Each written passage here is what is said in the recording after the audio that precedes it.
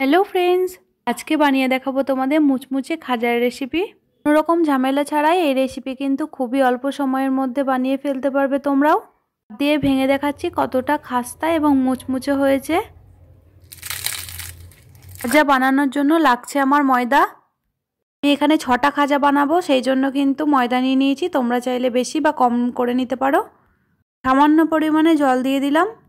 কোনো রকম ময়াম কিন্তু দেব না এখানে। স্বাদ মতো দিয়ে দিচ্ছি লবণ। হাতের সাহায্যে খুব ভালোভাবে কিন্তু এটা মিশিয়ে নিতে হবে। ময়াম না দিয়েও খাস্তা মুচমুচে খাজা বানিয়ে দেখাবো তোমাদের। অল্প অল্প জল দিয়ে একটা শক্ত ডো বানিয়ে ফেলতে হবে। একসঙ্গে জল দিলে কিন্তু ডোটা অনেকটাই নরম হয়ে যায়। বাড়িতে বসে এইভাবেই খাজা বানিয়ে তোমরাও খেতে পারবে, দোকান থেকে কিনে আনার কোনো প্রয়োজন নেই। তোমরা অনেকেই ভাববে খাজা বানানো তো অনেক কঠিন একটা কাজ, এতটা কম সময়ের মধ্যে যে খাজা বানানো যায় সেটা না বানালে তো বুঝতেই পারবে না। খুব সুন্দরভাবে ময়দাটাকে মেখে একটা ডো বানিয়ে নিয়েছি শক্ত। ডোটাকে কিন্তু ঢাকা চাপা দিয়ে আধ ঘন্টা মতো রেখে দিতে হবে, না পারলে কিন্তু 15 মিনিটও রেখে দিতে হবে। আমি এখানে কিন্তু ডোটাকে রেস্টের জন্য আধ ঘন্টায় রেখেছি ঢাকা চাপা দিয়ে। রেস্টে রেখে দিলে খুব সুন্দর একটা সেট হয়ে যায়। ফিরে এলাম আধ ঘন্টা পর। ডোটা কিন্তু আমার খুব ভালোভাবে সেট হয়ে গেছে। আঙুল দিয়ে চাপ দিলেই কিন্তু খুব ভালোভাবে আঙুলটা বসে যাচ্ছে। বাটির মধ্যে 2 চামচ মতো ঘি নিয়ে নিয়েছি, আর 2 চামচ মতো কিন্তু এখানে সাদা তেলও নিয়ে নিয়েছি। আর লাগছে 2 চামচ মতো কর্নফ্লাওয়ার। 3টি উপকরণকে খুব ভালোভাবে চামচের সাহায্যে মিশিয়ে নিতে হবে। এটা কেন বানালাম সেটা কিন্তু একটু পরেই বুঝতে পারবে তোমরা। আর খুব ভালোভাবেও কিন্তু চামচের সাহায্যে মেশানো হয়ে গেছে। ঘি দিলে কিন্তু খাজাটা খেতে খুবই টেস্টি হবে। ডোটাকে ভালো করে মেখে লম্বা একটা রোল করে নিতে হবে।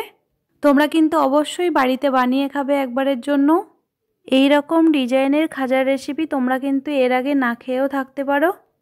খেয়ে থাকলে অবশ্যই কমেন্টে জানাতে ভুলবে না।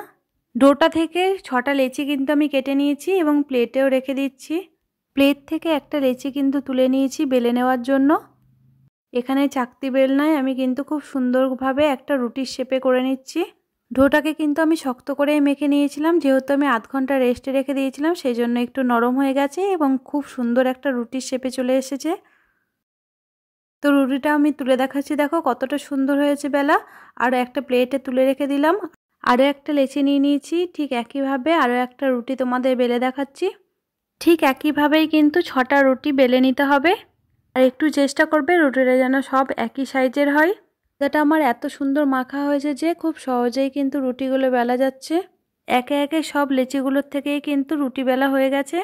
একটা রুটি কিন্তু আমি এখানে নিয়ে নিয়েছি। রুটির ওপরের অংশটায় ঘি, সাদা তেল, কর্নফ্লাওয়ার একসঙ্গে মিশিয়ে যেই মিশ্রণটা তৈরি করেছিলাম সেটা কিন্তু রুটির ওপরে দিয়ে দিচ্ছি দেখো। আর হাতের সাহায্যে খুব ভালোভাবে মিশিয়ে নেব। তোমরা চাইলে কিন্তু এটা ব্রাশের সাহায্যেও করতে পারো। রুটির ওপরের অংশটায় মিশ্রণটা ভালোভাবে লাগিয়ে দিয়েছি। এর ওপরে কিন্তু আরও একটা রুটি চাপা দিয়ে দিতে হবে। চাপা দেওয়া রুটির ওপরেও কিন্তু মিশ্রণটা লাগিয়ে নেব। হাত দিয়ে খুব ভালোভাবে কিন্তু পুরোটাই ছড়িয়ে দেব। এই ভিডিওটা কিন্তু প্রথম থেকে শেষ পর্যন্ত দেখতে হবে, না তো একটু বুঝতে অসুবিধা হতে পারে।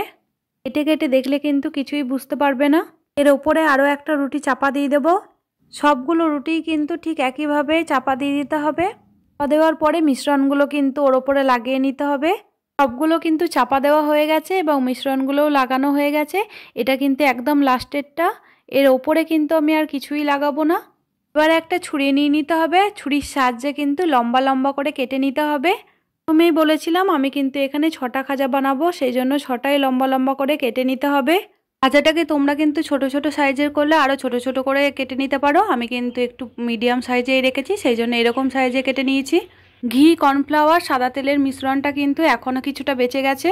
এভাবে কিন্তু গোল গোল করে জড়িয়ে নিতে হবে। আর খুব সুন্দর একটা ফুলের মতো শেপ চলে এসেছে। আরও একটা নিয়ে কিন্তু আমি গোল গোল করে পাকিয়ে দেখাচ্ছি তোমাদের। এটা অবশ্যই করে হালকা হাতে করে নিতে হবে। খুবই সহজভাবে কিন্তু এটা হয়ে যাবে। আর আমি সবগুলোকে এরকমভাবে পাকিয়ে নেব। সবগুলো এরকম ফুলের মতো করে নেওয়ার পর তোমাদের দেখাচ্ছি, দেখো কতটা সুন্দর লাগছে। সবগুলোই কিন্তু ফুলের মতো করা হয়ে গেছে আমার।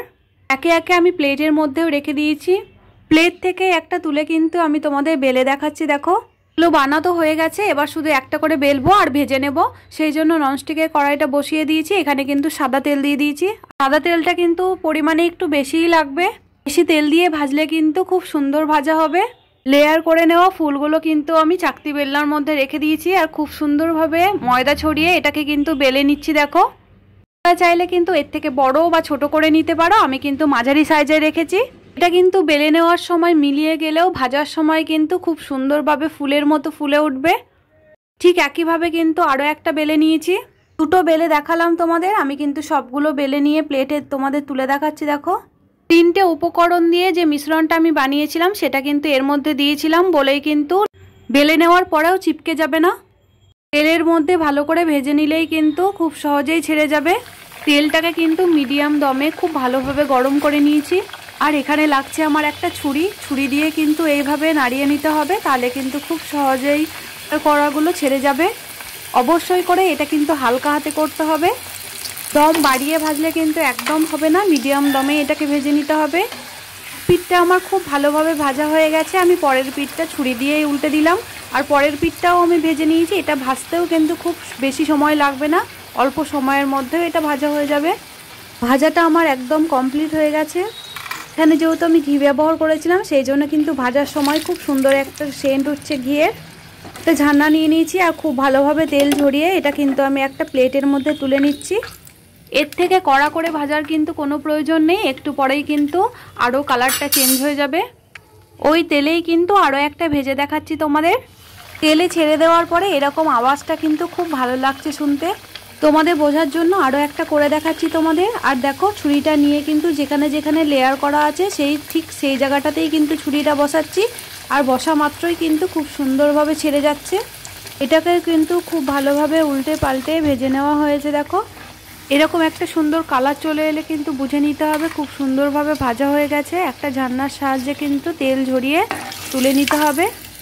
তেল ঝরিয়ে প্লেটের মধ্যে এটাকেও আমি তুলে রেখে দিচ্ছি। ঠিক এইরকমভাবেই কিন্তু সবগুলোকে ভেজে নিতে হবে। তোমরা যদি মনে করো এইরকমভাবেও খেতে পারো। বাকিগুলোও কিন্তু ভেজে নেওয়া হয়েছে এবং প্লেটে আমি সবগুলোই তুলে দেখাচ্ছি তোমাদের।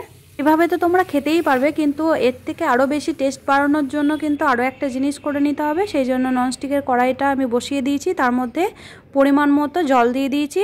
একটা প্লেটে কিন্তু পরিমাণ মতো খেজুরের গুড় নিয়ে নিয়েছি। গুড় যদি তোমাদের না থাকে বাড়িতে তাহলে কিন্তু চিনি দিয়েও এটা করা যেতে পারে। আমি এটা গুড় দিয়েই করেছি।